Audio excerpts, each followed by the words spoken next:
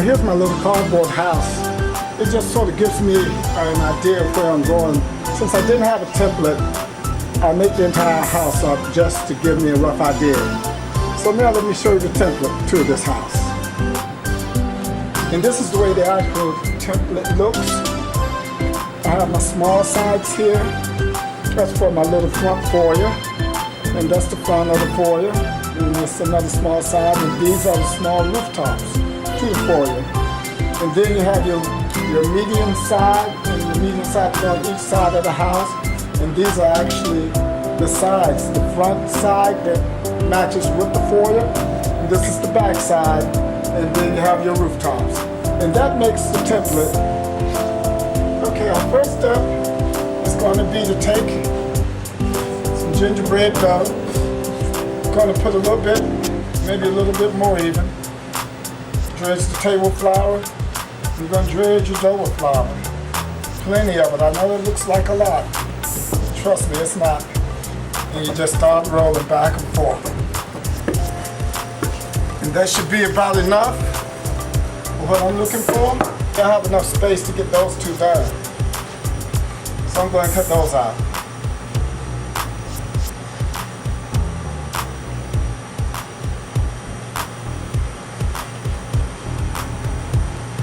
Now I have all of this other dough. So what I do with that, before I start picking anything up, I go for some of the smaller pieces to see if I can get those done at the same time. Now, what I do here is I cut these shapes. I have a box towards the end of the table, and as I use each template, each stencil out of the template, I'm gonna just throw it in the box. Okay, it's time for me to transfer the dough to my pan.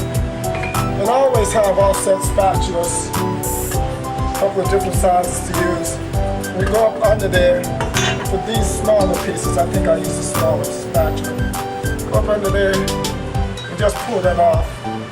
Go back up under and place it on the pan.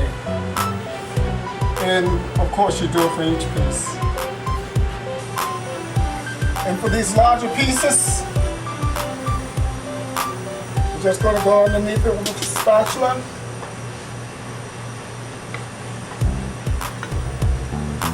And sometimes it's best just to take your roller and roll it back slowly and just roll it onto the pan. Okay, all my stencils are cut and ready to go in the oven. So what we're going to do now is take the cooked pieces and we're going to try to put them together. I start back here towards the back and come up just a wee bit. And I go the length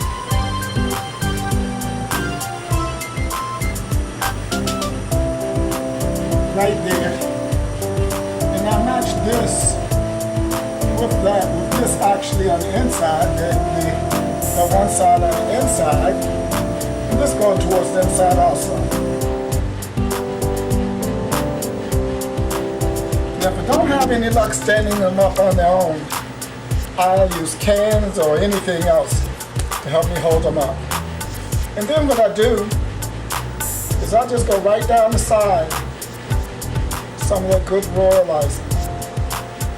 Then I go to the inside, because actually we're hanging these inside, and I forgot because usually I hang them on the outside.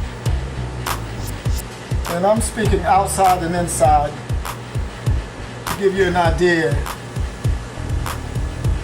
That means that that outer wall right here is going to go inside of these walls.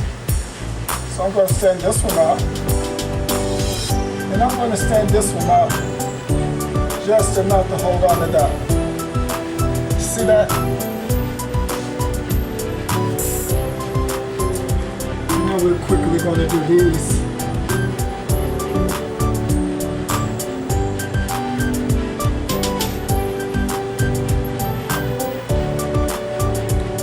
And we're going to put some on the inside of here. And when you do this, you put the royal icing liberally. shouldn't need all of that. I know a lot of people say, well, you need all of this, that, and the other to stand these things up. But even if you miss, your royal icing should be enough that it shouldn't be much of a problem. Okay.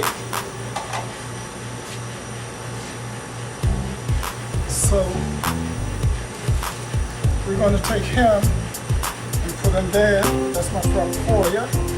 So we'll put this one there. I'm going to stick it on. Okay?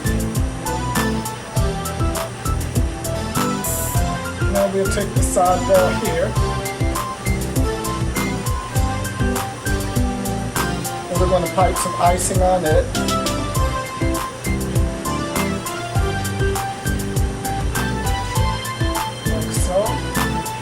We're going to use the little foil piece here to gauge but actually permanently stick that.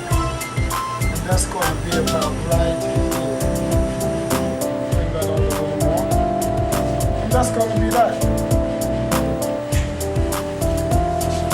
Now we're going to get the front of these. This one already has a little bit of the royal icing on it. It was already a back piece. We're going to go down the sides here.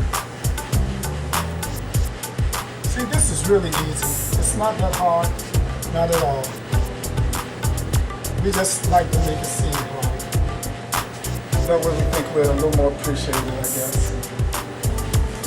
But I'll give you a full look of what everything looks like right now. Everything's fine there. Everything's fine here. Okay, the house is setting up now. I have containers on it, as you can see, front and back, just to make sure that the roof stays on, because the roof is just as heavy as everything else, but it's sitting at that 45-degree angle on each side. So it will slide down on you if you don't have anything to prop it up until the royal icing dries up. It usually takes at least 2 hours for this to be workable. You want this to be able to set. That icing needs at least 2 hours. Now, the icing that we once used for cement is now going to become the decorating icing. And for that job, you're going to need some type of pastry bag and decorating tips if you prefer. And I'll tell you why I say if you prefer it. You can use this 12-inch bag. This is a plastic permanent bag. This is a cloth bag. And these are 12-inch disposable bags. You can find them all in your grocery store or in your pastry shop. And then there are the 21-inch bags, and they come in both plastic and cloth. Hey, if you don't have a pastry bag or you don't want to buy one, you can take wax paper about this big, cut it from corner to corner, and you'll take it and take one end and you'll meet that end at the middle and coming right to your point that you cut. And you just fold it over and fold it over and twist it, and it turns into a bag. You see that? And for this end, for the top, you just fold it in a couple times like that. You put your icing right in there. You have a small hole. You can cut it to whatever size you want. Make as many of them as you want. Small holes, bigger holes on the bias cut. And you have your pastry bags there. You don't really have to buy anything.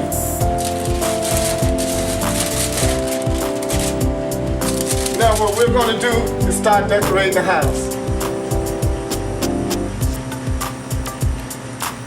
Oh, I just love making gingerbread houses. I love this time of the year.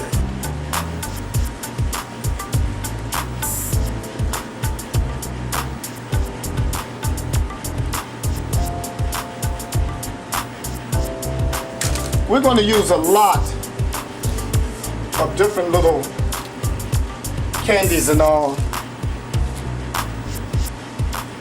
to decorate our gingerbread house. candy canes come in nice and handy. They're really quick and easy to use.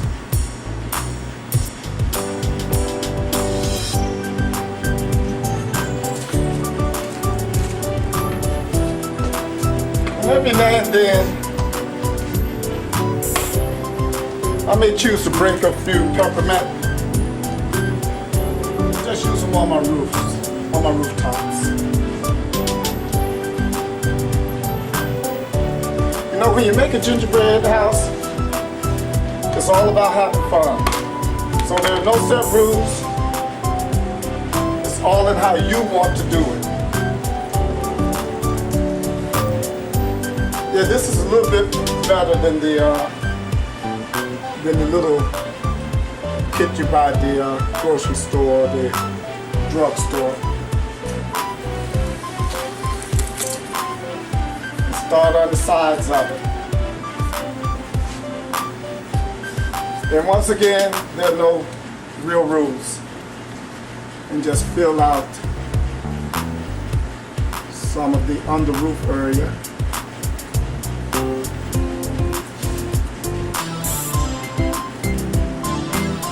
We're going to get as close as we can to the other side. What we're going to do right now is we're going to do our icicles on the roof. So when we do that, we use the roll icing again. And what I do is I go across the top. You don't have to go across the top. You can just actually put it straight on if you want to. Then I use a small pastry bag with the tip of a small hole. You could also just use your homemade bag out of the wax paper and make a smaller hole. Bring it out, squeeze, stop piping, let it drop.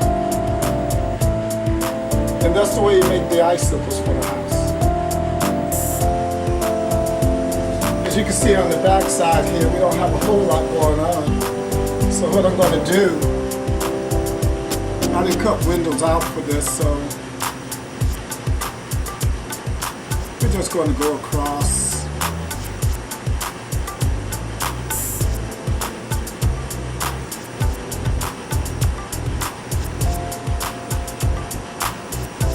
And back across.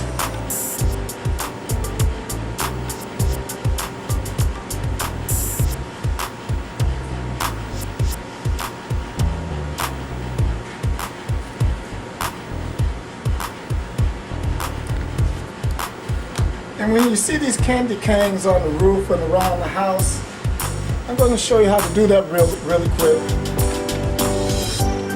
And they're all done the same way. Just take the candy cane, and on the very back of the candy cane, you're just going to take a little bit of your fondant, or your roll icing in this case, and you go around the back of it, and you just stick it on. And once again, if the icing is made right, it's going to stick. You shouldn't have a problem with it. This is really good stuff.